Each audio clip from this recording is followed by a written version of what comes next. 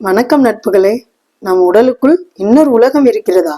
ஆம், inner world என்று சொல்லக்கூடிய உள்ளுலகத்தில் நமது பயணத்தை துவங்கும் போது நமக்கு நினைத்தது எல்லாம் நடக்கும், கேட்டது எல்லாம் கிடைக்கும், நமது நோய்கள் தீரும்.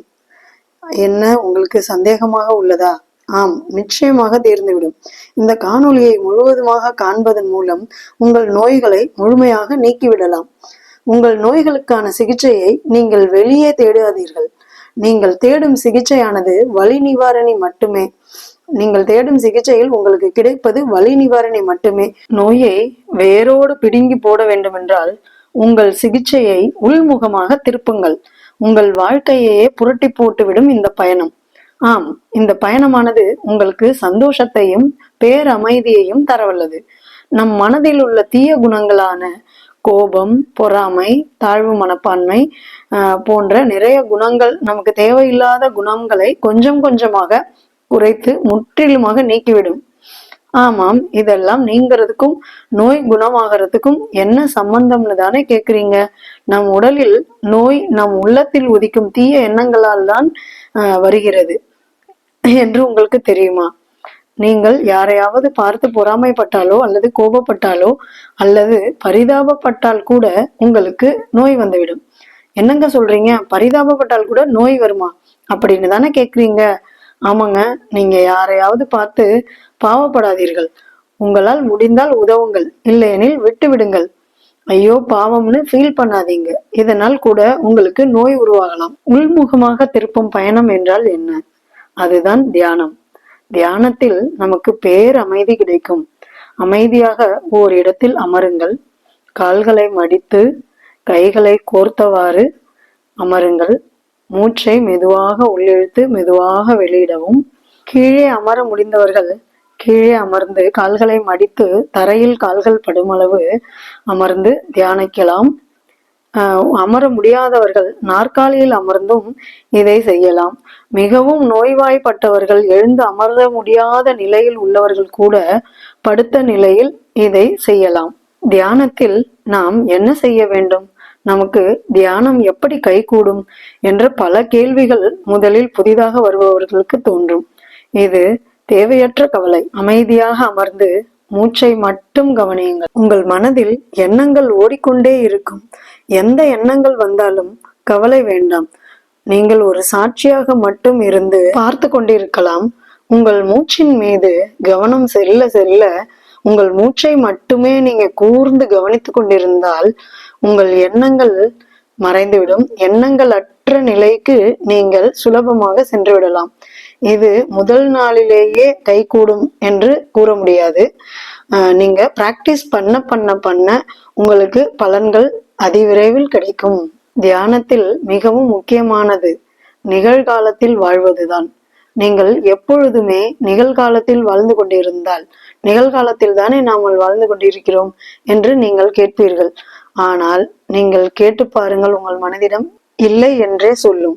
ஏனென்றால் நாம் ஒரு நாளில் இறந்த காலத்தை பற்றியும் எதிர்காலத்தை பற்றியுமே சிந்தித்து கொண்டிருக்கிறோம். இறந்த காலத்தை பற்றி சிந்திப்பதால் நமக்கு எந்த பலனும் இல்லை. எதிர்காலமோ நம் கையில் இல்லை.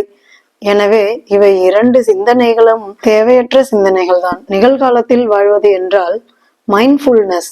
மைண்ட்ஃபுல்னஸ் என்றால் இப்ப நம்ம இந்த நொடி பொழுதில் நாம் என்ன வேலை பார்த்து கொண்டிருக்கிறோமோ நம் மனதை அதில் ஈடுபடுத்துவது.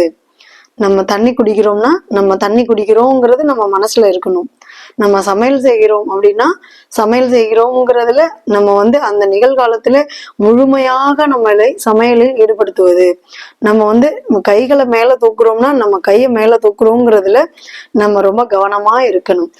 அந்த நேரத்துல என்ன ஒரு துகளை அசைத்தாலும் கூட அதில் கவனமாக நம்ம இருக்கிறது தான் நிகழ்காலத்தில் வாழ்வது. நிகழ்காலத்தில் வாழ்வது மட்டுமே நமது அனைத்து பிரச்சனைகளையும் தீர்க்கக்கூடியது.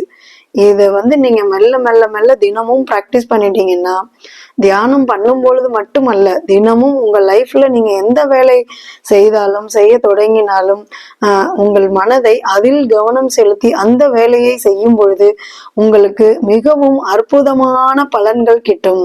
தியானத்தில் அமர்ந்து மௌனமாக இருப்பது நமது மனதை செம்மைப்படுத்துகிறது. நமது மனம் சரியாகிவிட்டாலே நம் உடலில் உள்ள நோய்கள் அனைத்தும் குணமாகிவிடும். நமது நோய்கள் யாவற்றிற்கும் மௌனம் ஒன்றே சிறந்த மருந்து. மௌனம் மௌனம் என்றால் என்ன? வாயை திறந்து பேசாமல் இருப்பது மட்டும் மௌனம் அல்ல. நம் மனதை அடக்கி மௌனமாக இருக்கச் செய்வதே மௌனம்.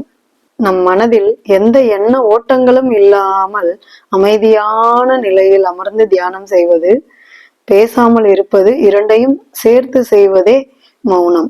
இது ஒரு சிறந்த மருந்தாகும். நம் உடலில் எந்த நோய் இருந்தாலும் அதை சரி செய்யக்கூடியது நம் மௌனத்தின் சக்தியை தான். இதை உணர்ந்தால் நாம் எல்லா நோய்களிலிருந்தும் விடுபடலாம்.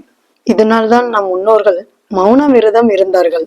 இது புரியாமல் தான் நாம் பல லட்சங்களையும் பல மணி நேரங்களையும் செலவிட்டு நம் உடலுக்கு வைத்தியம் தேடி அலைகிறோம் வெளியுலகில். உங்களுக்கு வரக்கூடிய நோய்களில் பிபி, சுகர் முதல் கேன்சர் வரை எல்லாமே நமது மனதின் நினைவுகளால் மட்டுமே வரக்கூடிய நோய் என்று சொன்னால் நீங்கள் நம்புவீர்களா?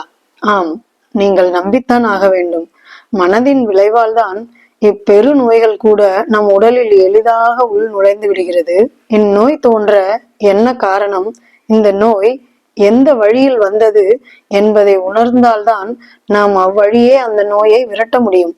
நம் மனதுதான் 99% நோய்களுக்கும் காரணமாக இருக்கிறது என்று புரிந்து கொண்டால் தியானத்தின் மூலமே அனைத்து வியாதிகளையும் நாம் விரட்டிவிடலாம். தியானம் என்பது பல வருடங்கள் செய்த பின்தான் பலனளிக்கும் என்பது பொய்யான கருத்து. நீங்கள் 10 நாள் அமர்ந்து தியானம் செய்து பாருங்கள். மிகவும் அருமையான பலன்களை நீங்கள் அடைய முடியும். பெரிய நோய்களை கூட 3 மாதங்கள் அல்லது 4 மாதங்களிலேயே சரி செய்து விடலாம். முயற்சித்து பாருங்கள்.